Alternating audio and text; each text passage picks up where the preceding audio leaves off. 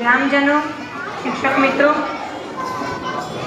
भारत माता की भारत माता की।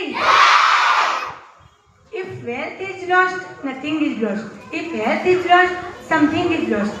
But character is lost, everything is lost. મિત્રો, વેલ્થ मतलब પૈસા. પૈસા જો આપણે ગુમાવ્યા છે તો કાંઈ જ નથી ગુમાવ્યું.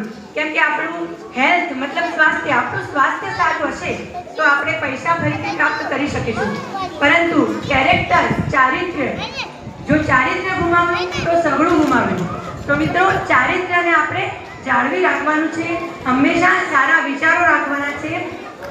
એક કહેવાયું છે, સાધુ ऐसा चाहिए जैसे सूप सुभाए, साधु ऐसा चाहिए जैसे सूप सुभाए, सार सार को गही रहे थोथा दे उड़ाय कबीरा, थोथा दे उड़ाय.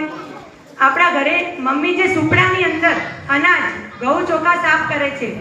સાધુ એટલે મનુષ્ય કેવો હોવો જોઈએ? સુપડા જેવો.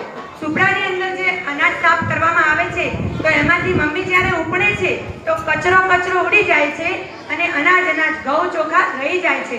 મતલબ આપણે પણ વિદ્યાર્થી મિત્રો એવા વિચારો કરવાના છે, એવા ઇન્સાન બનવાનું છે કે જે સાર છે, જે સારી વસ્તુઓ છે એને અપનાવવાની છે અને જે ખરાબ પ્રવૃત્તિઓ છે એને કોતરાની જેમ ઉડાડી દેવાની છે.